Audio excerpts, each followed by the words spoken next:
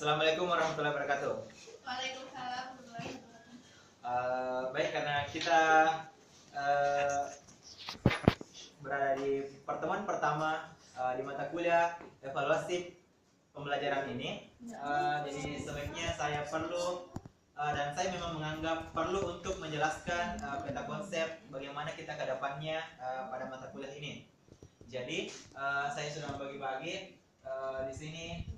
Kita akan mengadakan pertemuan tatap muka selama kurang lebih 14 kali pertemuan dan satu untuk UTS dan satu untuk UAS. Oke, adapun materi-materi yang akan saya bawakan nantinya pada 14 pertemuan itu yakni seperti berikut. Satu, untuk minggu 1 dan 2, minggu pertama dan kedua itu kita akan membahas tentang konsep dan penerapan dasar-dasar pengukuran dan penilaian. Minggu ketiga dan keempat, konsep perencanaan, penyusunan evaluasi hasil belajar, dan untuk minggu keempat dan minggu kelima dan keenam ada konsep instrumen evaluasi hasil belajar. Kemudian ada instrumen penilaian berbagai kompetensi atau indikator pencapaian hasil belajar, belajar mengolah hasil evaluasi, konsep mutu alat evaluasi hasil belajar, dan pemanfaatan hasil evaluasi untuk perbaikan pembelajaran.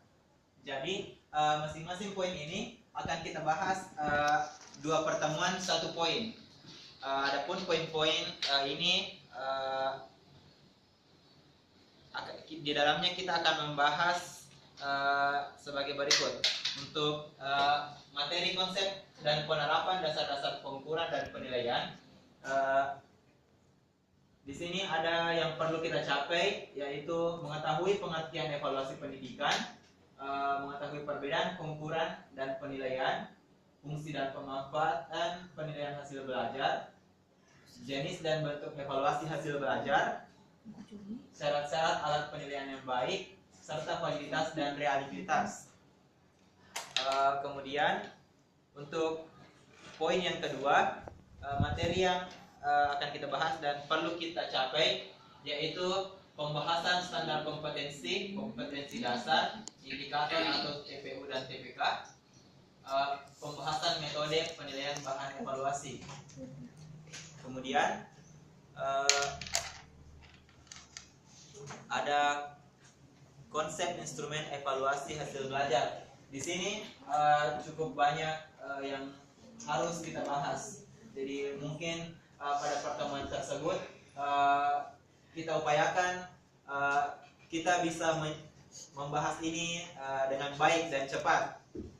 Adapun yang harus kita bahas itu adalah pembahasan jenis tagihan dan instrumen penilaian, pembahasan syarat-syarat penyusunan jenis tagihan dan instrumen penilaian, berlatih menyusun berbagai jenis tagihan dan instrumen penilaian, pembahasan berbagai jenis instrumen evaluasi. Kemudian untuk minggu keduanya yaitu pembahasan bentuk-bentuk tes seperti objek dan non-objektif, pembahasan bentuk-bentuk soal objektif seperti benar salah, pilihan ganda, menjodohkan, dan lisan singkat. Kemudian ada pembahasan bentuk soal uraian dan berlatih menyusun berbagai bentuk soal tes hasil belajar.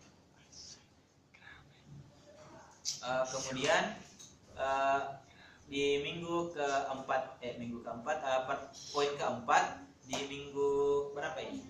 78 ada kita akan belajar bagaimana itu kompetensi kognitif, afektif, dan psikomotor.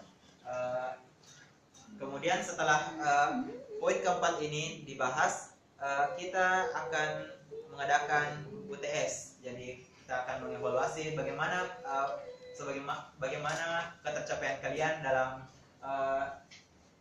setelah pelajaran sampai poin keempat ini.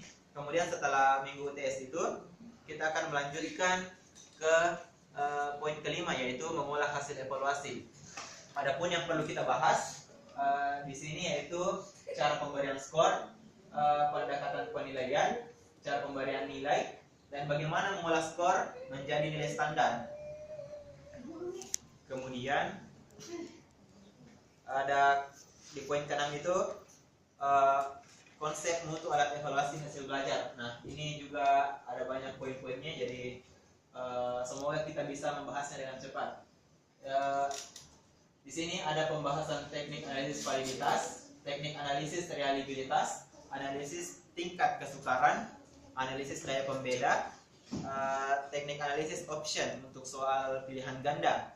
Kemudian ada belajar menyusun laporan hasil evaluasi hasil belajar, pemisihan rapor, tingkat ketuntasan belajar, dan pelaporan hasil analisis tingkat keterpahaman dan ketuntasan. Untuk pertemuan terakhir itu kita akan belajar bagaimana memanfaatkan hasil evaluasi untuk perbaikan pembelajaran. Ya, itu seperti kita merefleksi apa-apa yang telah kita pelajari tentang mata kuliah evaluasi pembelajaran. Kita akan belajar bagaimana sih memanfaatkan hasil evaluasi untuk perbaikan pembelajaran itu. Nah, setelah semua materi ini dibahas, kita akan mengadakan UAS untuk menilai bagaimana ketercapaian kalian. Kurang lebih itulah pengantar kita untuk bagaimana mata kuliah ini ke depannya. Anda bisa bertanya kapan-kapan saja. Oke, marilah kita masuk ke materi pertama.